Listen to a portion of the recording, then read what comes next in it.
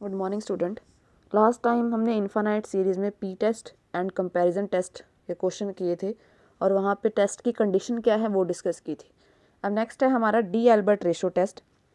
D Albert ratio test की statement है, if summation u n is a positive term series and u n upon u n plus one का result कुछ भी आता है, कब? जब हम उस पर लिमिट क्या अप्लाई करते हैं, एन की लिमिट क्या अप्लाई करते हैं, इन्फिनिटी। कहते हैं अगर इस एल की वैल्यू ग्रेटर देन वन है तो सीरीज आपकी कन्वर्जेंट है, लेस देन वन है तो डाइवर्जेंट है। एक चीज़ देखो, दो ही कंडीशन है, लेस देन की और ग्रेटर देन की। अगर ये इसमें ये है, अगर आपकी ये रिज़ल्ट, इसका रिज़ल्ट इक्वल टू वन आ जाता है तो टेस्ट आपका क्या हो जाएगा, वहाँ पे fail. D'Alembert ratio test की सिंपल सी कंडीशन है, कोई इसमें नहीं है जैसे कंपैरिजन में हमें निकालना पड़ता था। यहाँ पे सीधा है, यू एन आपके पास सीरीज़ होगी, यू एन प्लस वन आप निकालेंगे, u n upon u n plus one करना है, उस पर लिमिट अप्लाई करनी है इन्फिनिटी। जो भी आपका रिज़ल्ट आता है, अगर रिज़ल्ट लेस देन वन है तो कन्वर्जेंट है, ग्रेटर देन, अगर आपका रिज़ल्ट ग्रेटर देन वन है तो कन्वर्जेंट है, लेस देन वन है तो डाइवर्जेंट है। अगर आपका रिज़ल्ट इक्वल टू वन आ जाता है तो आपका डी एल्बर्ट रेशो टेस्ट वहाँ पे फेल हो जाएगा। जब D'Alembert ratio test fail हो जाता है तो इसके बाद जो हम नेक्स्ट टेस्ट लगाते हैं वो होता है रेबिस टेस्ट। अगर रेबिस टेस्ट से भी ना आए तो फिर गोस टेस्ट। वो जब आपके क्वेश्चन करेंगे तो वहाँ पे क्लियर हो जाएगा आपको। अब जैसे उसने कहा discuss the convergence of the series, यहाँ पे वो आपको कुछ नहीं बोलेगा भी आपने कौन से टेस्ट से क्वेश्चन करना है कौन से नहीं।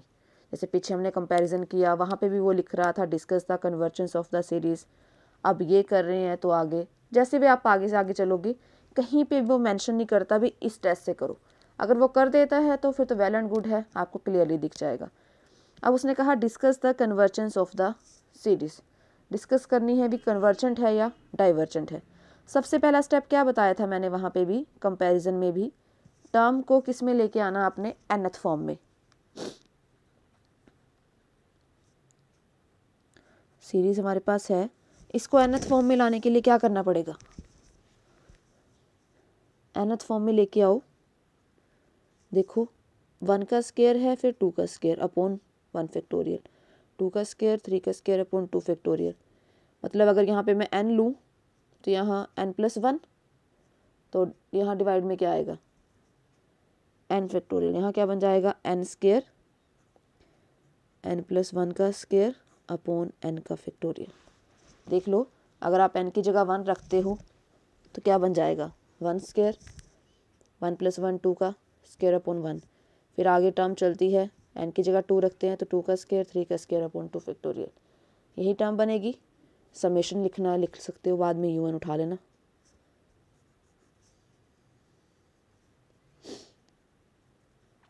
हमें समेशन नहीं चाहिए, हमें सिर्फ un की वैल्यू चाहिए। तो un is equal to n square, n plus one का स्क्वायर अपॉन n फैक्टोरियल। अब कंडीशन में नेक्स्ट क्या चाहिए आपको, un प्लस वन। तो टर्म में जहाँ जहाँ n है वहाँ क्या आ जाएगा, n प्लस वन,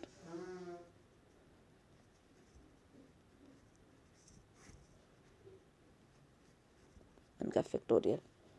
अब un प्लस वन को सॉल्व कर लो, क्या बन जाएगा, n प्लस वन का स्क्वायर, n प्लस टू का स्क्वायर, उसके बाद कंडीशन क्या है, un upon un plus one, un की value n square, n plus one का square upon n factorial divided bye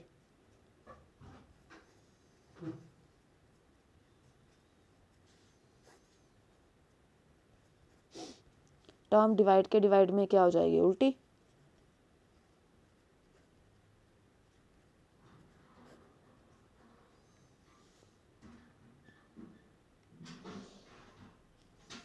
n plus one का फैक्टोरियल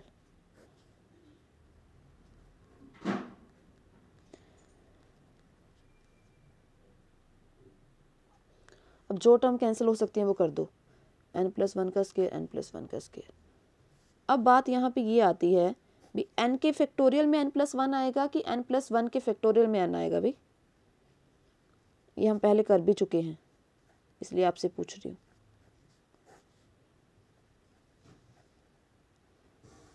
बताइए n+1 के फैक्टोरियल में क्या आएगा, n, क्योंकि फैक्टोरियल में यही करते हैं ना, n, n-1, n-2 up to 1।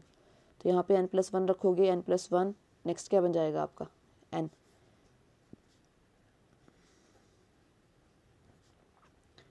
n factorial,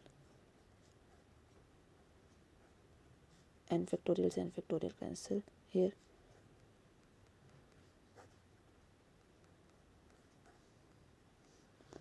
उसके बाद नेक्स्ट स्टेप क्या करते थे, अब लिमिट अप्लाई करनी है, तो लिमिट डायरेक्ट तो अप्लाई होगी नहीं, क्या करते थे,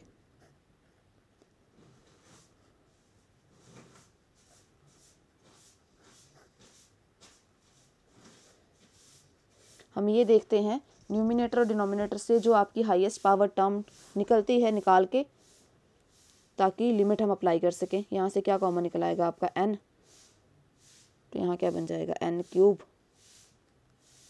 डिनोमिनेटर से क्या कॉमन निकल सकता है, n² निकाल लो, एक n से एक n कैंसिल टर्म। अब लिमिट अप्लाई करें, जहाँ जहाँ n है वहाँ पे इन्फिनिटी रखिए,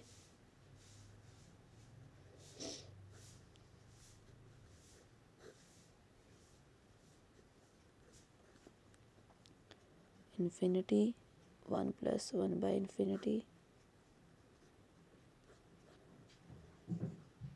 इन्फिनिटी से कुछ भी टर्म मल्टीप्लाई कर लो, वो सारी क्या होती है infinity. Infinity is less than 1 और greater than 1, infinity is greater than 1, greater than 1 है तो सीरीज क्या है आपकी कन्वर्जेंट।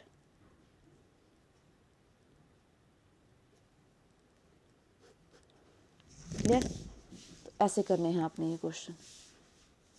इन केस अब आगे हम नेक्स्ट करेंगे, इसमें जो टेस्ट है आपका रेबिस टेस्ट। अगर अब जैसे भी आपको सीरीज आती हैं तो सबसे पहला आप यही करोगे, आप उस पर डी एल्बर्ट रेशो टेस्ट लगाना। अगर डी एल्बर्ट रेशो टेस्ट लगाने से आपको क्लियर हो जाता है कन्वर्जेंट डाइवर्जेंट तो ठीक है, अगर नहीं होता तो उसके बाद नेक्स्ट टेस्ट आता है हमारे पास रेबिस टेस्ट। अगर रेबिस टेस्ट फेल भी हो जाता है फिर उसके बाद नेक्स्ट आता है गोस टेस्ट, फिर लॉगरिथम टेस्ट, वो हम नेक्स्ट बाद में डिस्कस करेंगे।